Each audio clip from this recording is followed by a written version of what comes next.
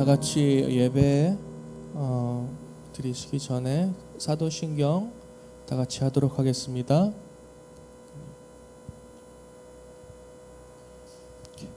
전능하사 천지를 만드신 하나님 아버지를 내가 믿사오며 그 외아들 우리 주 예수 그리스도를 믿사오니 이는 성령으로 잉태하사 동정녀 마리아에게 나시고 본디오 빌라도에게 고난을 받으사 십자가에 못 박혀 죽으시고 장사한 지 사흘 만에 죽은 자 가운데서 다시 살아나시며 하늘에 오르사 전능하신 하나님의 우편에 앉아 계시다가 저리로서 산자와 죽은 자를 심판하러 오시리라.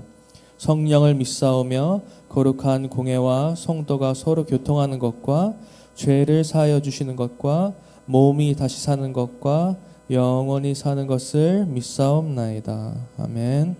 우리 다 같이 새 찬송가 43장 즐겁게 안식할 날 다 같이 찬양하도록 하겠습니다.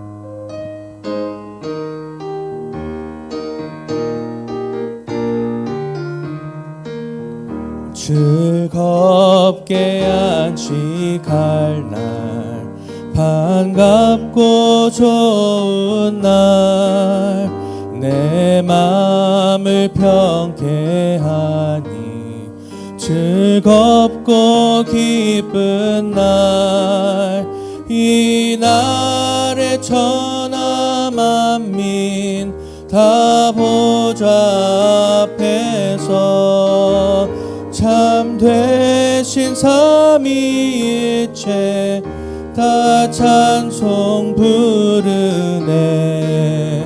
이 날의 하늘에서 새 양식 내리네. 성회로 모이라고 종소리 울리네. 복음의 밝은 빛은 온 세상 비치며 또 영생물이 흘러 시원케 하시네. 이 주일 지킴으로 새 은혜 입어서 영원히 쉬는 곳에 다 올라갑시다. 성부께 찬미하고 성자와 또 성령 참 되신 삼위일체 다 찬송 부르세.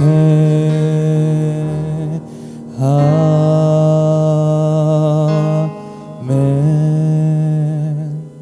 우리 마지막으로 183장 빈들의 마른 풀같이 다 같이 찬양하시도록 하겠습니다.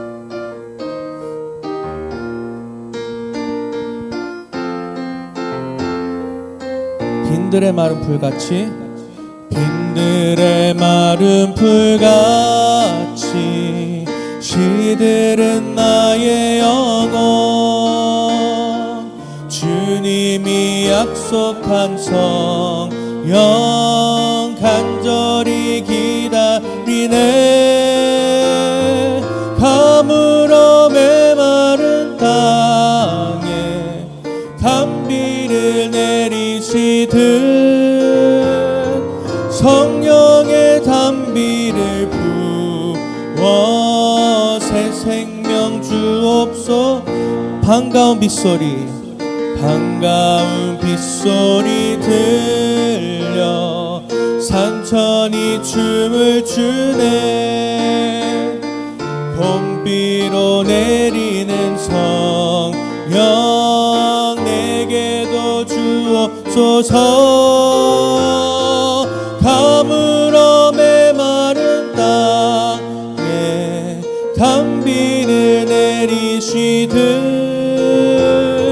성령의 단비를 부어 새 생명 주옵소서.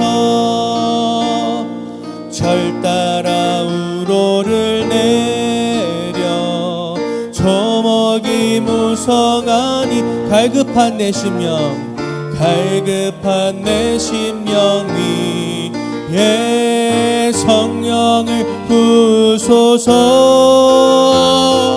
밝은 메마른 땅에 단비를 내리시듯 성령의 단비를 부어 새 생명 주옵소서 참되신 사랑의 언약 어길 수 있사오랴 오늘의 흡족하는 내 주실 수 믿습니다 가물어 메마른 땅에 단비를 내리시듯 성령의 단비를 부어 새 생명 주옵소서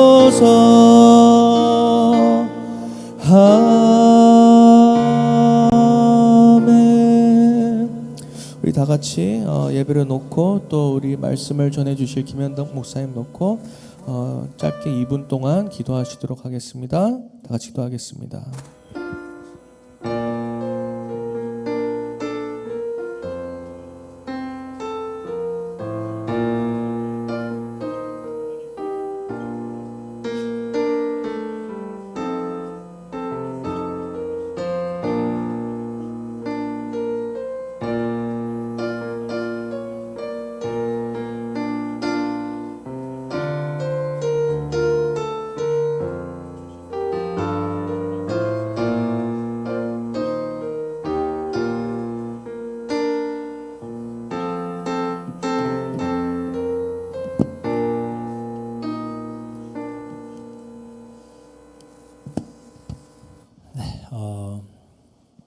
하나님 말씀 함께 보도록 하겠습니다.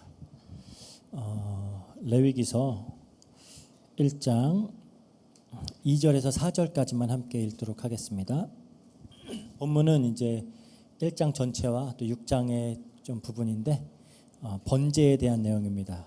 2절에서 4절만 살펴보도록 하겠습니다.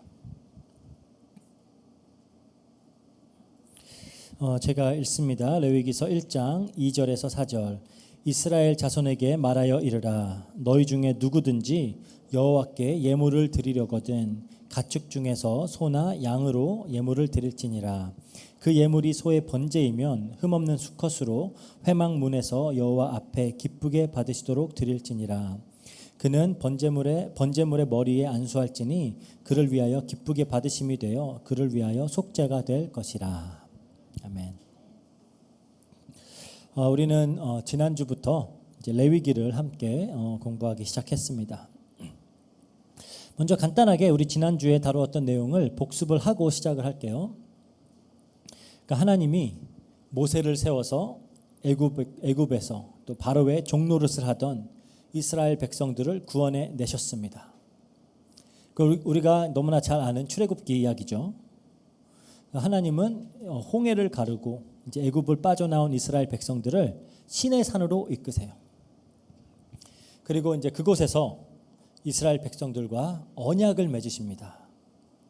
언약의 핵심은 이거예요. 출애굽기 6장 7절 너희를 내 백성으로 삼고 나는 너희의 하나님이 되리니 나는 애굽 사람의 무거운 짐 밑에서 너희를 빼낸 너희의 하나님 여호와인 줄 너희가 알지라.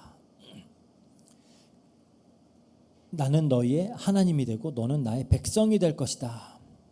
그리고 또 하나님은 이스라엘을 애굽에서 구원해 내신 이유가 그들 중에 거하기 위함이다 라고 말씀을 하셨어요. 지난주에 우리가 살펴봤죠. 그런데 이 언약에는 이스라엘 백성들이 지켜야 할 조건들이 있습니다. 하나님의 백성이 되고 하나님이 그들의 하나님이 되기 위해서 지켜내야 할 조건들이 있다라는 거예요. 그게 출애굽기 20장에서 23장까지 등장하는 그 10계명과 각종 사회법들 그리고 레위기에 등장하는 그 많은 명령들입니다.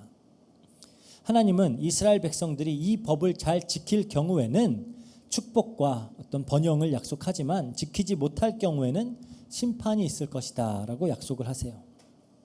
그래서 이제 하나님과 이스라엘의 언약 관계 속에 이 레위기의 내용들이 반드시 포함되어야 할 이유가 있습니다. 왜냐하면 지난주에 우리가 공부했듯이 하나님과 이스라엘의 언약을 가장 잘 표현한 단어는 혼인이에요. 혼인. 하나님이 이스라엘을 신부로 삼고 또 함께 거하기를 원하세요. 그래서 하나님은 이스라엘 백성들 중에 거하시기 위해서 성막을 만들어라 라고 모세에게 명령을 하셨고 모세는 그 명령을 수행을 했습니다. 그런데 문제가 생겼어요. 하나님이 성막에 들어와 거하시자 그 영광이 너무나도 찬란하고 강력해서 하나님의 종인 모세조차 들어갈 수 없었던 겁니다. 하나님은 너무 거룩하시기 때문에 거룩하지 못한 인간이 도무지 하나님께 나아갈 수가 없는 거예요.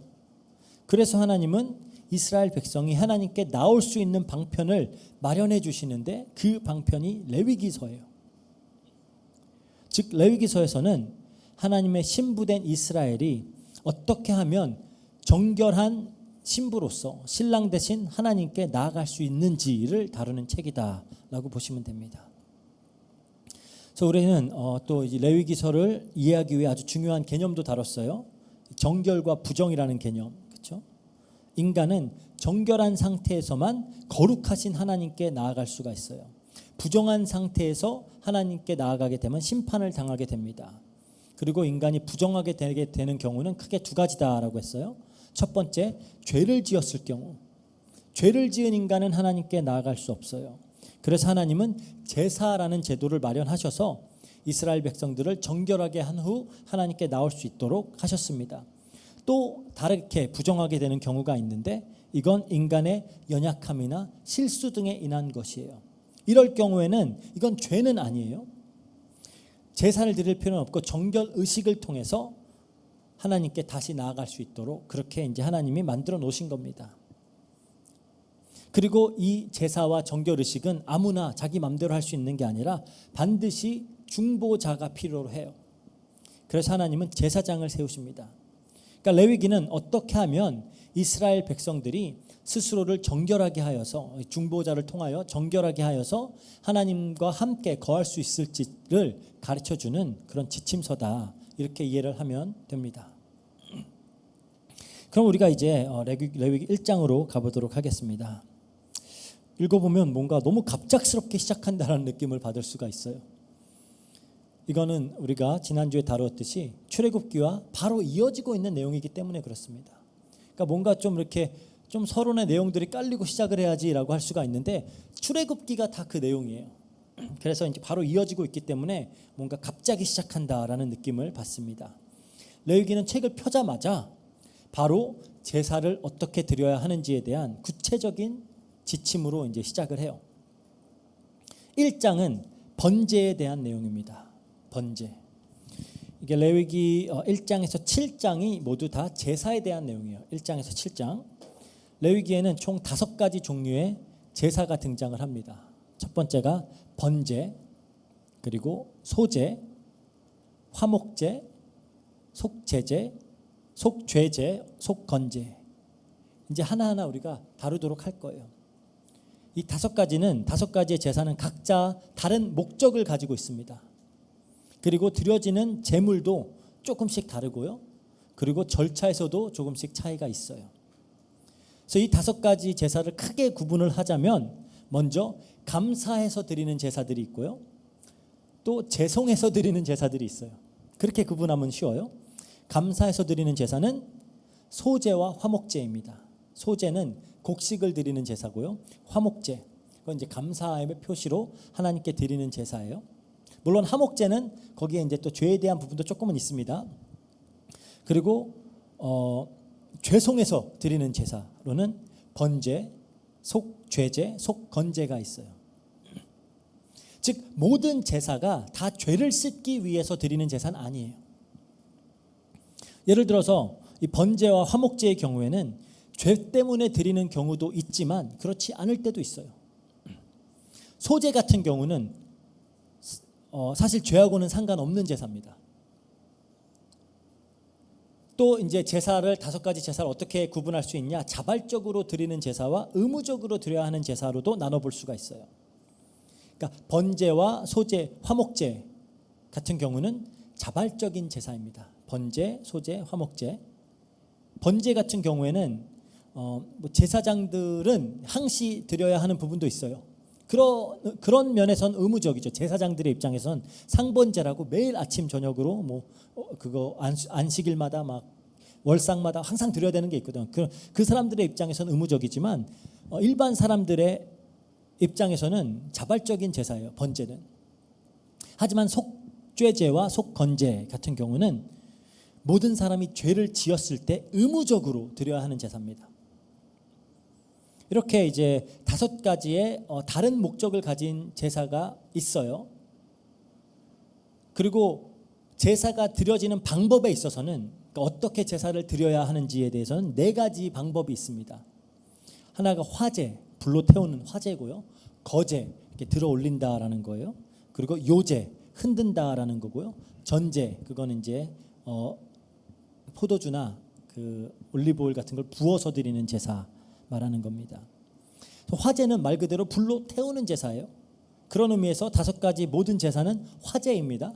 방법으로는. 그 거제는 아까 말했듯이 제물의 일부를 뭐 고기나 이제 곡식을 이렇게 수직 방향으로 들어 올려서 이렇게 하나님께 바치는 그런 어떤 걸 상징을 하고요. 그리고 나머지는 제사장에게 주는 제사 방법입니다. 그래서 예를 들어 화목제에서 제물의 가슴 부위나 곡식 일부를 이렇게 하나님께 이렇게 거제로 혹은 11조 드릴 때 아니면 특별 헌물을 드릴 때는 거제로 드려요. 이렇게 들어 올리는 방법으로. 그리고 요제는 제물을 딱 손에 두고 이렇게 좌우로 혹은 이렇게 앞뒤로 이렇게 흔드는 방식으로 드리는 제사고요. 그러니까 화목제에서 제물의 앞다리나 뭐 혹은 초실절에 오순절에 그런 첫 이삭 이런 거 바칠 때는 이렇게 요제로 합니다. 요제로. 그래서 레위인의 봉헌식 때에도 마찬가지고요. 그렇게 요제의 방법으로 하고요. 전제 붓는 거예요. 포도주나 기름을 부어서 이제 드리는 제사인데 보통 모든 제사에는 들어가요. 전제는 이게 좀 보조적인 제사 방식입니다. 뭐 아마도 이제 이런 주장들이 있어요. 이제 제물이 다 타기 전에 불이 꺼지는 걸 방지하기 위해서. 왜냐하면은 이게 사실 제물을 올려놓고 이게 한 번에 다 태우기가 쉽지가 않거든요. 불을 계속 살아있기가 힘들기 때문에 중간중간에 불을 살리기 위해서 이렇게 붓는 거다. 뭐 포도주나 알코올이잖아요. 그러면 기름을 붓는 거다. 뭐 그런 목적도 있지 않을까라고 추측을 해볼 수 있고요. 그래서 이 4가지의 제사는 제사의 종류라기보다는 제사를 드리는 방식 혹은 어떤 특정 부위를 처리하는 방식이다라고 이해를 하면 됩니다.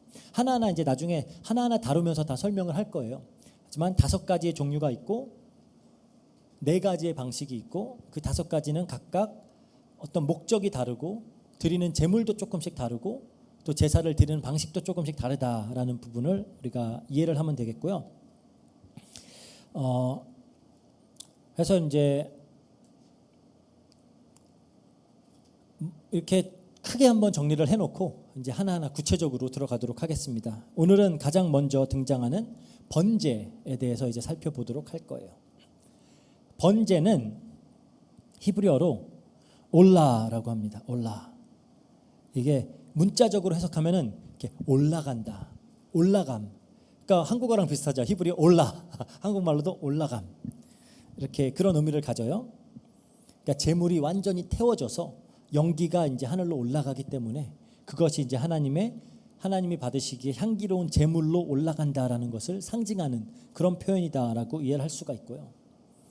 5가지 제사 중에 가장 먼저 등장하기 때문에 이게 제일 중요한 제사가 아닌가라고 생각할 수 있지만 사실 그렇진 않아요. 만약 여러분들이 딱 한 가지 제사만 드릴 수 있다, 딱 하나만 드릴 수 있는 여력이 있다라고 하면은 반드시 가장 먼저 드리는 건 속죄제여야 합니다. 속죄제. 왜냐? 이거는 속죄, 죄 자체를 없애는 가장 본질적인 제사가 속죄제예요. 보통 이 5가지 제사들은 하나만 따로 드리지 않아요. 막 여러 개 같이 이렇게 드립니다. 그래서 뭐 2-3개가 함께 드려져요. 그럴 때에도 만약에 여러 개를 같이 드릴 때에는 가장 먼저 드려야 하는 거는 속죄제입니다. 속죄제. 예를 들어서 레위기 9장을 보면 대제사장으로 위임받는 아론이 이제 최초로 하나님께 명하신 대로 제사를 드리는 장면이 등장을 하는데 이때도 먼저 속죄제를 드리고요. 그 다음에 번제를 드립니다. 그 다음에 화목제를 드려요. 그리고 만약에 납병 황자가 이렇게 낫게 됐다. 먼저 속죄제 그리고 번제 이런 식으로 가는 겁니다. 보통 이제 뭐 화목제 같은 것도 화목제 하고 나서 또 소제 같이 들어가고요. 이렇게 같이 하는 경우가 많아요. 하지만 하나만 할 수 있다라고 하면은 속죄제가 가장 먼저입니다. 이거는 죄 자체를 없애는 그런 제사예요.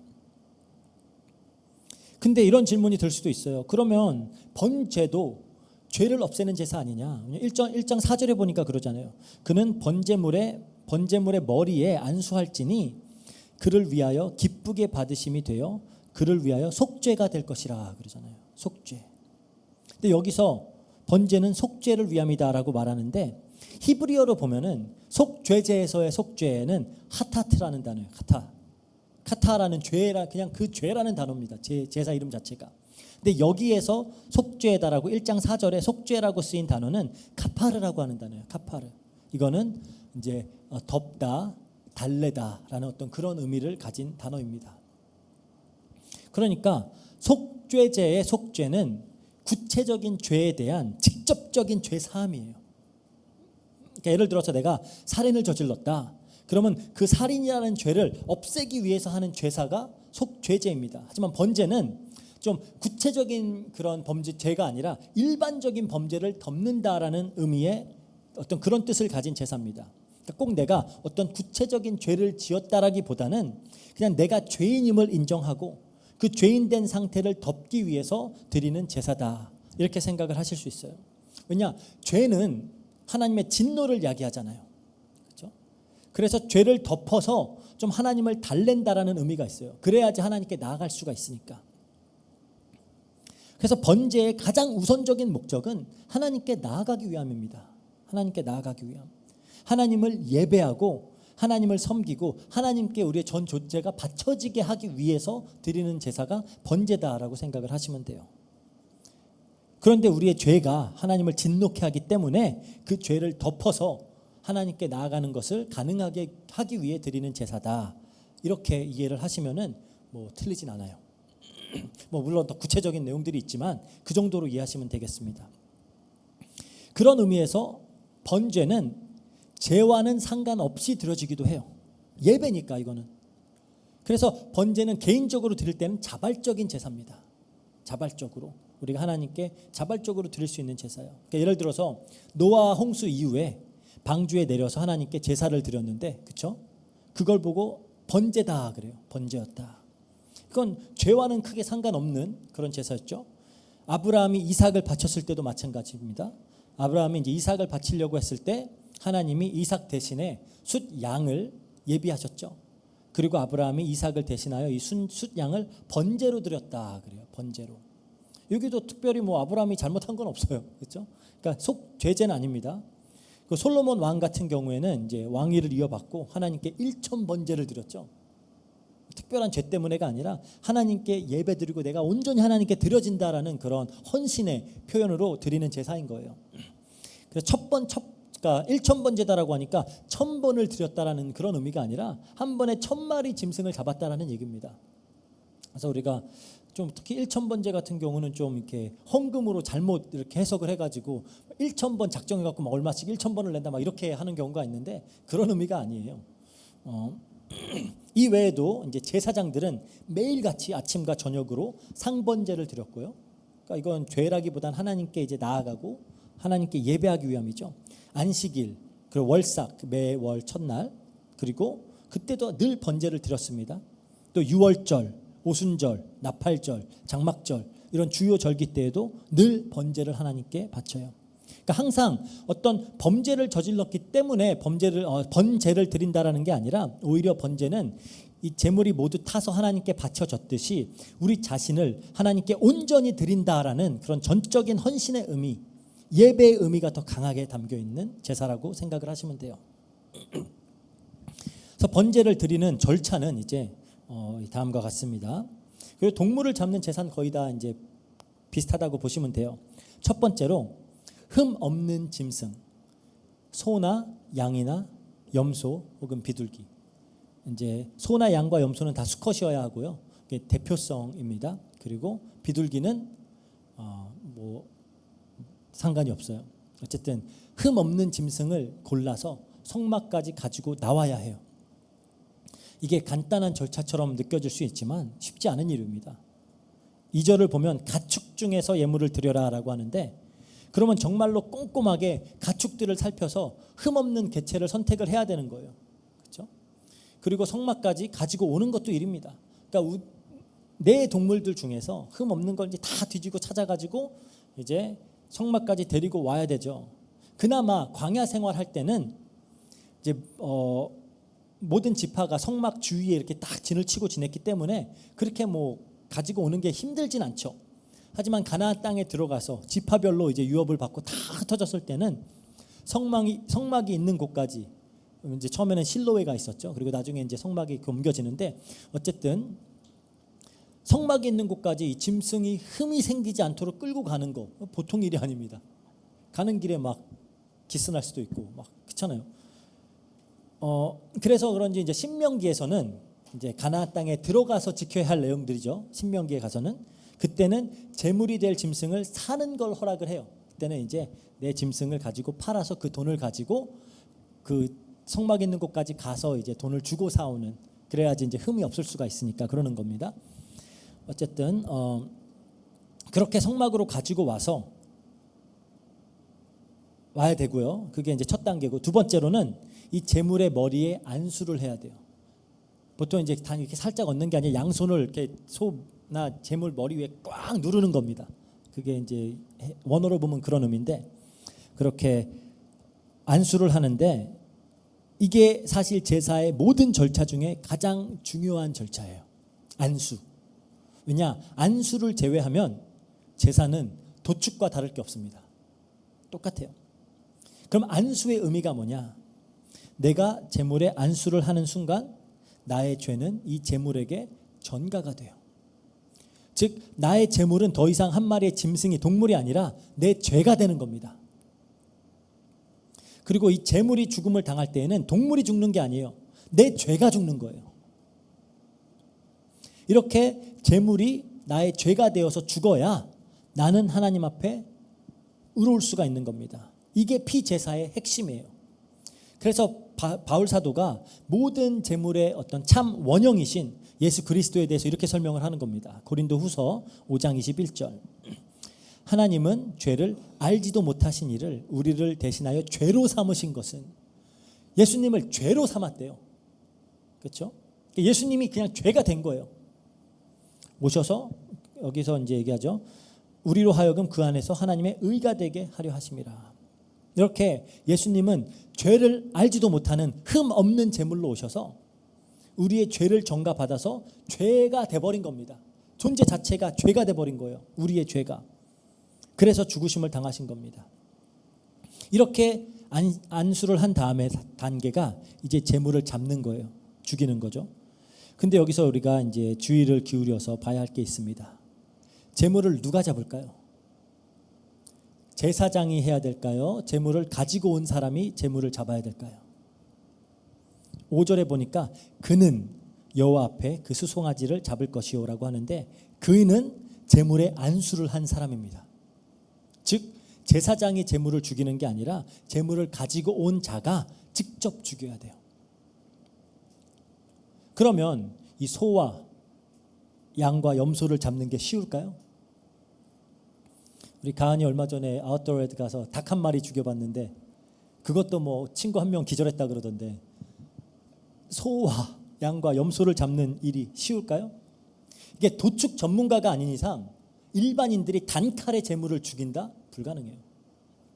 물론 이제 모세의 그 율법과 그 구약 성경의 해설집들이 있죠. 뭐 미시나나 미드라시 이런 데 보면은 정확히 어떻게 제물을 막 어디를 어떻게 찔러갖고 막 이런 거 다 나와요, 구체적으로. 하지만 그걸 구체적으로 설명을 하고 있지만 그걸 안다라고 해서 직접 동물을 잡는 것과는 다른 겁니다. 단칼에 이 동물을 죽이기 위해서는 심장 혹은 미간 사이, 여기를 정확히 노려야 돼요. 단번에. 그런데 도축 전문가가 아닌 이상은 이걸 한 방에 거기를 찌른다? 불가능합니다. 여기 소나 양의 심장 어디 있는지 알아요? 모르잖아요. 그렇죠? 우선 웬만한 칼은 거기까지 들어가지도 않아요. 그래서 이제 길다란 꼬챙이 같은 걸 준다 그래요. 그러면 그걸로 이제 심장을 탁 찔러서 한 방에 그 정확히 심장도 이렇게 한 번에 찔린다고 죽는 게 아니라 정확히 찔러야 되는 포인트가 있대요. 거기를 찔러야지 죽는데 한 방에 맞출 수 있을까요? 절대 못합니다. 일반인들은. 그럼 여러 번 이걸 찔렀다 뽑았다 찔렀다 뽑았다 여러 번을 해야 돼요. 그럼 동물은 가만히 있을까요? 난리를 치겠죠. 이 미간사이도 마찬가지입니다. 원래 있는 힘껏 정확한 위치를 딱 맞춰야지 직사를 하는데, 그래서 그 도축 그런 장에서 보면은 이제 그런 기계적으로 이렇게 쭉 돌아가면서 그냥 정확히 딱 하고 팍 보내고 이렇게 하더라고요. 근데 그거를 우리가 직접 하는 거는 쉬운 일이 아니죠. 여기를 정확히 단번에 있는 힘껏 정확히 맞춰야 되는데 보통 한 번에는 안 되겠지 여러 번을 쳐야 돼요. 그럼 어떻게 될까요? 양쪽 눈을 다 터뜨리고, 그렇죠? 머리 전체를 이겨놓는 경우가 대부분이라 그래요. 그럼 그 과정에서 제사를 드리는 이도 막 피범벅이 되겠죠. 이 과정이 너무나 끔찍하고 잔인하기 때문에 대부분은 동맥을 끊는 방법을 택한다고 합니다. 하지만 그것도 마찬가지예요. 동맥을 정확히 찾아서 끊는 게 쉽지가 않아요. 그래서 그 과정에서 거의 막 목의 한 3분의 1이 그냥 잘린다 그래요. 그러면은 근데 동맥을 끊으면 바로 죽을까요? 동맥은 직사 포인트가 아니에요. 피가 다 빠져야 죽잖아요. 그렇죠? 그러면 피가 빠져나갈 때까지 한참을 발악하는 동물을 붙들고 있어야 돼요. 그러니까 이 과정을 한번 상상을 해보시라고요. 우리는 굉장히 뭔가 신성하고 막 거룩한 그런 그림을 상상하지만 이 제사라는 거 정말 피범벅에 막 눈 뜨고 봐줄 수 없는 아주 그런 혐오스럽고 잔인한 그런 광경입니다. 그렇게 겨우 짐승을 잡고 나면은 제사장이 이제 피를 가져다가 제단에 뿌려요. 그러면 여기서 제사 드리는 자의 역할이 끝나는 게 아니에요. 이제 뭘 해야 되냐? 이제 죽인 제물의 껍질을 벗기고 각을 떠야 됩니다. 각을 뜬다라는 말은 마디마디를 끊어서 조각낸다라는 말이에요. 원어로 보면. 그럼 동물 가죽이 쉽게 벗겨질까요? 보통 이제 여기 발목에 칼집을 낸 다음에 거기서부터 잡아서 이렇게 뜯는다 그래요. 그래서 이제 뒤로부터 해갖고 마지막으로 머리까지 이렇게 벗겨내야 하는데 그냥 생각만 해도 너무 끔찍한 과정이죠. 그리고 나서는 그 죽은 동물을 이제 조각을 내야 됩니다. 웬만한 칼로는 안 돼요. 그러니까 이제 손도끼나 이런 걸로 이제 팍팍 찍어야죠. 그럼 막 이제 살점과 뼈 조각들 막 튀고 난리가 나는 겁니다. 그리고 나서는 이제 내장과 정강이를 이제 물로 씻어서 제사장에게 주면 제사장이 이제 그거를 제단 위에 이렇게 정리해 갖고 얹어 놓고 이제 불살라서 하나님께 드린다. 그게 제사예요. 얼마나 끔찍해요. 그렇죠? 근데 굉장히 이해하기 힘든 말이 나옵니다. 9절에 그 전부를 제단 위에서 불살라 번제를 드릴지니 이는 화제라 여호와께 향기로운 냄새니라. 이렇게 끔찍하고 너무나 잔인한 이 도축 과정을 거쳐서 불로 태워서 없애버리는 이게 향기롭대요. 하나님 취향이 너무 엽기적이지 않나요? 어떻게 이런 거를 보고 하나님은 영어로는 pleasing aroma, 너무나 기뻐하는 그런 향기래요. 그러니까 막 동물 애호가 막 그런 거라면 막 치를 떨만한 그런 하나님이겠죠. 왜 하나님이 이걸 좋아하실까요? 에스겔서 보면은 33장에 하나님이 악인이 죽는 것도 기뻐하시지 않는다 그래요. 악인이 죽는 것도 기뻐하지 않는 분이 하나님이신데 이 동물은 괜찮다는 겁니까? 근데 여기서 우리가 잘 생각해 봐야 될 게 있어요. 아까 안수했잖아요. 지금 죽임을 당하고 가죽이 벗겨지고 각이 뜨이는 그건 동물이 아닙니다. 이 동물에게 전가된 이 제사를 드리는 이의 죄예요. 죄. 우리 죄입니다. 지금 그렇게 죽음을 당하고 뜯기고 찢어지고 깨지는 게 우리 죄라는 거예요. 거룩하신 하나님은 정말로 끔찍하게 죄를 미워하세요. 그래서 당신의 백성이 이 죄의 문제를 해결하고 하나님께 나올 때 그걸 너무나 기뻐하시는 거예요. 그래서 향기로운 냄새인 겁니다. 만약에 이 제사가 없었다면 제사를 드리는 자가 하나님 앞에 나왔을 때 그 제물처럼 죽어버리는 거예요. 그게 내 죄니까. 하나님은 그걸 원치 않으세요. 우리가 잘 생각해 봐야 될 게 있는데, 우리는 좀 우리의 죄를 전가받아서 대속 제물이 되신 예수님의 죽음을 너무 추상적으로 혹은 좀 낭만적으로 이해하는 경향이 있어요. 그냥 나를 위하여 십자가에 피 흘려 돌아가신 예수님 막 이렇게 하면서 너무 감성적으로 그렇게 접근을 해요. 하지만 늘 이렇게 끔찍한 제사를 드려야만 했던 예수님의 제자들과 유대인들에게 예수님의 십자가의 죽음이 어떤 의미로 다가왔을까요? 우리가 느끼는 것과는 전혀 다를 거예요. 그걸 매일같이 해야 됐던 사람들이 이렇게 예수님이 내 죄가 돼서 죽으셨다. 실제로 예수님은 정말 끔찍한 그런 고통을 당하시면서 죽으셨잖아요.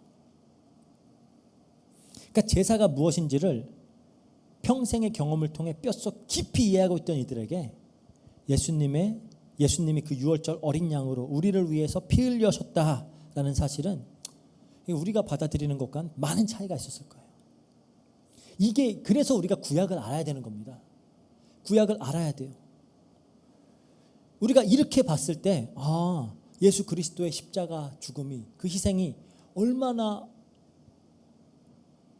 어떻게 보면 끔찍한 것이지만 또 우리에게는 얼마나 가치 있는 것인지 훨씬 더 풍성하게 다가올 수가 있죠. 우리가 그냥 감성적으로만 대충 추상적으로만 이해하던 게 그렇게 아니다라는 거예요. 구약을 보면 사실 번제의 제물처럼 끔찍한 죽음을 당했어야 하는 건 죄인된 나예요. 나. 결코 하나님의 진노를 벗어날 수 없는 우리입니다. 그런데 내 죄가 예수님께 전가가 된 거예요. 그리고 예수님이 그 제단 위의 제물처럼 죄의 모든 대가를, 하나님의 모든 진노를 몸소 다 받아내신 겁니다. 뭐 이렇게 호기롭게 막 그렇게 말하는 사람들 있죠. 내 죄는 내가 책임지겠다. 말도 안 되는 소리예요. 만약 이 제사를 받다면, 제사를 지내봤다면 과연 그런 말이 나올까요? 우리가 이렇게 큰 은혜를 입은 자들이라는 겁니다. 성경 전체는 이 이야기를 계속 우리에게 해주고 있는 거예요. 이렇게 번제는 너무나도 뚜렷하고 명확하게 예수 그리스도를 예표하고 있습니다. 모든 제사가 마찬가지예요. 에베소서 5장 2절에 보면 그러죠. 그리스도께서 너희를 사랑하신 것 같이 너희도 사랑 가운데서 행하라. 그는 우리를 위하여 자신을 버리사 향기로운 제물과 희생 제물로 하나님께 드려지셨느니라. 예수님은 흠 없는 어린 양으로 이 땅에 오셔서 흠 없는 삶을 사셨어요. 그렇죠?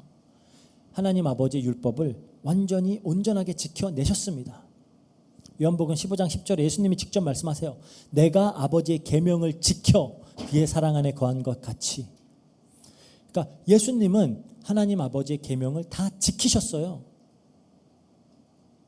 그리고 그분의 삶이 이 제단 위에서 번제물 전체가 남김없이 다 불타서 없어져 버렸던 것처럼 그렇게 자신의 모든 것을 온전히 다 하나님께 드리는 그 삶을 예수님은 사셨습니다. 그렇죠? 예수님은 100% 하나님의 뜻에 순종하는 삶을 사셨어요. 예수님이 자신의 뜻과 자신의 의지를 관철시키는 그런 삶을 사시지 않았다라는 겁니다. 100% 하나님의 뜻. 요한복음 8장 29절에 그러죠. 나를 보내신 이가 나와 함께 하시도다. 나는 항상 그가 기뻐하시는 일을 행함으로 나를 혼자 두지 아니하셨느니라. 항상 아버지가 기뻐하는 것만 했대요. 그러니까 번제 전체가 하나님께 드려지듯이 예수님은 삶의 전체를 하나님이 기쁘시는 그 일을 하기 위해서 드려졌다라는 겁니다. 요한복음 그래서 예수님이 사실 100% 인간의 모습으로 오셨기 때문에 연약한 인간의 어떤 의지와 바램도 가지고 있으셨어요. 배도 고프시고 불편하시고 아픈 것도 그게 좋을 리가 없잖아요. 그렇죠? 배고프고 불편하고 아프고 이런 게 좋을 리가 없는데, 그래서 예수님도 겟세마네에서는 가능하면 이 잔을 내게서 좀 비켜가게 해달라고 부탁을 하셨던 거예요. 그게 예수님의 의지입니다. 예수님이 원하시는 건 지금 십자가에 죽으시는 게 아니에요. 이게 좀 비켜갔으면 하는 게 인간으로서의 예수님이 바라시는 바예요. 그럼에도 불구하고 아버지의 뜻에 순종하는 결정을 하셨다라는 겁니다. 요한복음 6장 38절에 그러죠. 내가 하늘에서 내려온 것은 내 뜻을 행하려 함이 아니요 나를 보내신 이의 뜻을 행하려 함이니라. 그리고 그 순종의 결정체가 우리가 잘 알고 있는 그 십자가를 지신 그 사건이에요. 이렇게 예수님은 제단 위에서 밤새 완전히 다 없어져 버리는 그 번제처럼 자신의 삶의 모든 영역을 100%다 하나님께 바쳐드렸다라는 거예요. 그래서 레위기서 6장 9절에 보면 이렇게 말합니다. 아론과 그의 자손들에게 명령하여 이르라. 번제의 규례는 이러하니라. 번제물은 아침까지 제단 위에 있는 석쇠 위에 두고 제단의 불이 그 위에서 꺼지지 않게 할 것이요. 완전히 끝까지 다 태워서 올려 보내야 되는 거예요. 이렇게 예수님이 온전히 드려지셨기 때문에 그의 공로로 죄인된 우리는 온전히 하나님께 받아들여지는 겁니다. 우리는 이렇게 예수님의 은혜를 덧입어서 우리의 존재 전체가 이제 하나님께 드려질 수 있게 된 거예요. 그러니까 우리가 잘하고 있는 모습, 우리의 훌륭한 모습만을 받으시는 게 아니라 우리 온전히 있는 모습 그대로 하나님께 받아들여져요. 그 이유가 뭐냐? 7장에 보면 번제물이 드려지고 나면 그 가죽을 제사장이 갖게 되거든요. 마찬가지로 우리도 이제 왕 같은 제사장들이 되었죠. 우리에게 예수 그리스도다라는 그 옷이 우리에게 덧입혀지는 겁니다. 갈라디아서 3장 27절에 그러죠. 누구든지 그리스도와 합하기 위하여 세례를 받은 자는 그리스도로 옷 입었느니라. 그 그리스도의 옷이 우리에게 주어졌기 때문에 우리는 담대함으로 하나님 앞에 나아갈 수가 있는 겁니다. 우리는 반복적으로 똑같은 죄를 짓고 또 짓고 그러잖아요. 근데 하나님은 그런 우리의 모습을 보시는 게 아니에요. 그게 아니라 우리를 덮고 있는 그리스도를 보시는 겁니다. 그리스도께서 온전히 하나님께 드려졌고 이걸 하나님께서 기뻐 받으셨듯이 우리 역시 이제 그리스도 안에서 기뻐 받아주시는 거예요. 우리도 그렇게 하나님께 번제로 드려지는 겁니다. 그래서 그리스도 안에서라는 표현이 굉장히 중요한 거예요. 그리스도 안에서. 그냥 하는 말이 아니라 의도적으로 계속 그 표현을 쓰는 겁니다. 여기 특히 바울 사도가 이 표현을 굉장히 즐겨 쓰죠. 그리스도 안에서, 그리스도 예수 안에서, 그 안에서 이런 표현을 다 합하면은 100번 넘게 나와요. 신약 성경에만. 우리가 그리스도 안에 있기 때문에 하나님이 우리를 기뻐 받아주시는 겁니다. 그러니까 제사는 단순히 죄를 대신한다라는 의미만 있는 게 아니잖아요. 예배의 의미가 있어요. 즉 하나님께서 기뻐 받으시는 겁니다. 원래 우리 인간이 만들어진 이유가 뭐예요? 하나님께 예배하라고 만들어진 존재들이에요. 우리 존재 전체를 바쳐서 하나님의 영광을 드러내고 하나님께 예배하는 것이 우리가 존재하는 이유입니다. 문제는 죄로 인해서 부정해진 우리는 더 이상 그렇게 하나님께 드려질 수 없는, 온전히 바쳐질 수 없는 존재가 됐다는 거예요. 아까 말했듯이 이 상태로 그냥 하나님께 나가면 그 재물이 죽듯이 우리는 죽어야 돼요. 하지만 이제 그리스도 안에 우리를 위해서 대신 그 번제로 드려진 그리스도 안에 우리가 있고 그 그리스도가 우리에게 덧입혀져 있기 때문에 이제 하나님께 우리가 온전히 드려질 수 있는 존재가 됐다는 겁니다. 하나님이 기뻐 받으시는 존재가 됐다는 거예요. 우리가 그리스도와 연합되어서 그리스도와 함께 하나님이 기뻐 받으시는 제사로 드려질 수 있는 그런 존재가 우리가 되었다. 그래서 바울 사도가 말하는 겁니다. 로마서 12장 1절에 그러므로 형제들아 내가 하나님의 모든 자비하심으로 너희를 권하노니 너희 몸을 하나님이 기뻐하시는 거룩한 산 제물로 드리라. 이는 너희가 드릴 영적 예배니라. 이제 하나님은 그리스도 안에 우리를 대신해서 번제물로 돌아가신 그 그리스도 안에 있는 성도들이 하나님의 영광을 위해 하는 모든 일들을 향기로운 제사로 받으세요. 먹든지 마시든지 무엇을 하든지 우리가 하나님의 영광을 위해 할 수 있는 존재들이 됐다라는 겁니다. 그런 의미에서 우리의 삶 전체가 하나님께 예배가 될 수 있어요. 그리스도 안에서, 그렇죠? 그러니까 예수님과 같이 성도된 우리도 우리 자기를 부인하고 하나님의 가르침에 순종할 때 이게 하나님이 기뻐 받으시는 제사가 된다라는 겁니다. 예수님의 발자취를 따라서 우리가 스스로를 희생하면서 이웃을 섬기고 사랑할 때 그것이 하나님이 기뻐 받으시는 예배가 된다라는 거예요. 우리가 우리의 시간과 물질과 에너지를 들여서 하나님의 영광을 위해, 하나님의 교회를 위해 땅끝까지 복음 증거하는 이 사명을 위해서 헌신할 때 이 모든 것이 하나님이 기뻐 받으시는 향기로운 냄새가 된다라는 겁니다. 왜? 그리스도 안에서 드려지기 때문에. 그래서 레위기는 이렇게 예배하도록 창조된 인간이 하나님과 함께 거하면서 어떻게 하나님께 예배를 드리는 삶을 살아야 하는지에 대한 사실적인 지침을 주는 책이에요. 그러니까 단순히 교리가 아닙니다. 단순히 교리가 아니에요. 삶을 완전히 바꾸는 어떤 실제적인 의미의 실천이 담겨 있는 그런 책이다라고 우리가 보시면 돼요. 이거를 그리스도 안에서 우리가 해석하고 볼 때 우리의 삶이 이렇게 드려져야 되는구나. 그 부분이 이제 보여지는 거죠. 예배는 교회에서만 드리는 게 아닙니다. 성도의 삶의 모든 영역에서 매일같이 일어나는 것이 예배예요. 그래서 상번제입니다. 아침 저녁으로 매번 드리는 거예요. 예배니까. 바울의 권고처럼 우리의 몸을, 그리고 우리의 몸으로 하는 모든 일을, 우리는 뭔가 이렇게 육은 악하기 때문에 우리의 영으로 고귀한 그런 영적인 어떤 것만 하나님께서 받으신다? 아니에요. 우리 몸으로 하는 모든 걸 받으세요.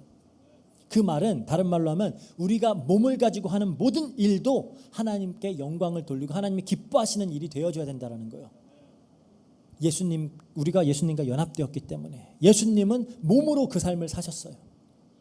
그리고 하나님이 그것을 받으셨고, 이제 받으셨기 때문에 우리가 그리스도 안에 있기 때문에 우리가 하는 것도 하나님이 받아주신다라는 겁니다. 이거는 우리가 의무적으로 그렇게 해야 된다라는 게 아니라 우리는 원래 그거 하라고 만들어진 존재인데 하나님이 이제 받아주시겠다라는 거예요. 우리가 이거 굉장히 잘못 이해해서 막 부담으로 그럼 이제 또 뭐 다 하나님께 헌신하라는 거냐? 원래 우린 그러라고 만들어진 존재예요. 그래야지 행복하고 그래야지 삶의 의미가 있고 참된 목적의식을 가지고 살아갈 수가 있는데 그걸 할 수가 없게 된 거예요. 그래서 불행한 겁니다, 인간이. 근데 이제 그리스도 안에서 우리가 하는 모든 것들을 그렇게 받아주시겠다는데 안 할 이유가 없잖아요. 그래서 우리의 삶의 모든 영역에서 매일같이 일어나야 하는 것이 예배예요.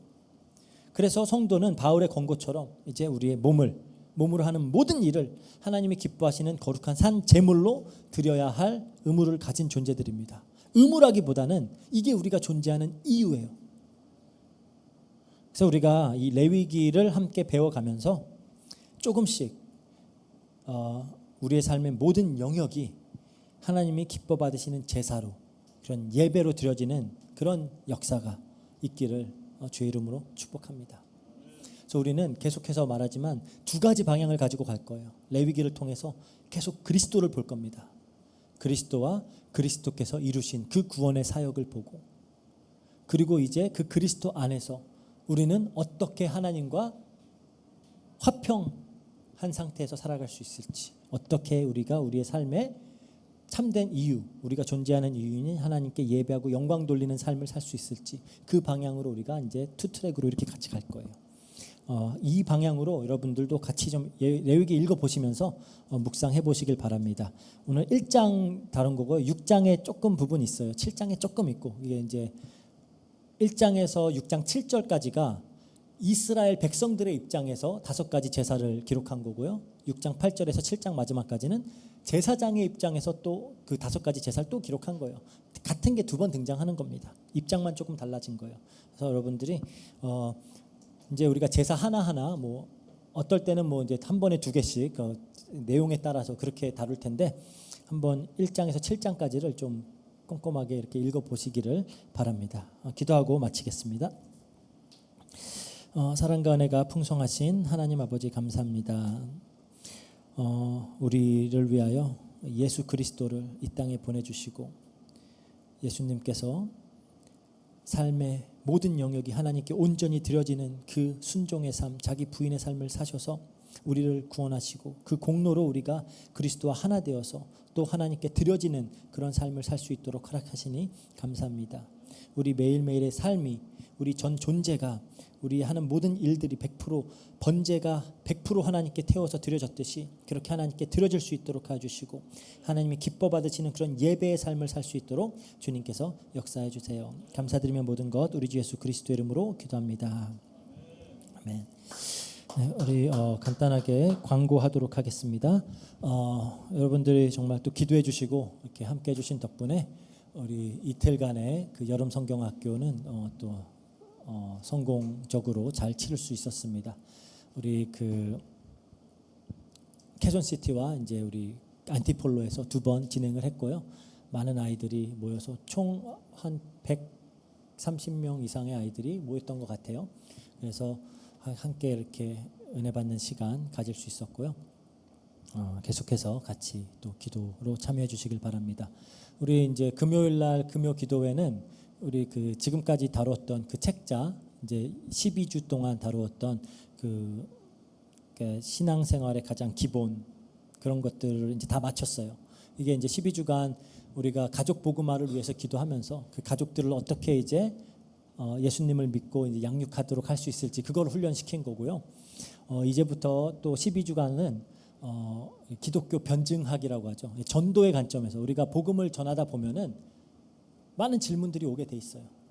그 질문들에 대해서 우리가 어떻게 잘 대답할 수 있을지 그거를 이제 막 말싸움하는 게 아니라 어떻게 하면 우리가 정말 사랑으로 그리고 그런 친절하게 잘 이렇게 우리가 믿는 이 복음을 잘 전달하고 또 그것과 반대되는 이런 세상의 많은 그런 아이디어들을 이렇게 배척할 수 있을지 이제 그런 부분들을 우리가 앞으로 12주 동안 다루게 될 겁니다. 같이 기도해 주시면서 참석하실 수 있는 분들 많이 참석해 주시길 바랍니다. 네, 이상입니다. 우리 주기도문으로 예배 마치도록 하겠습니다. 하늘에 계신 우리 아버지여 이름이 거룩히 여김을 받으시오며 나라의 마옵시며 뜻이 하늘에서 이룬 것 같이 땅에서도 이루어지이다. 오늘날 우리에게 일용할 양식을 주옵시고 우리가 우리에게 죄진 자를 사하여 준 것 같이 우리 죄를 사하여 주옵시고 우리를 시험에 들게 하지 마옵시고 다만 악에서 구하옵소서. 대개 나라와 권세와 영광이 아버지께 영원히 있사옵나이다. 아멘.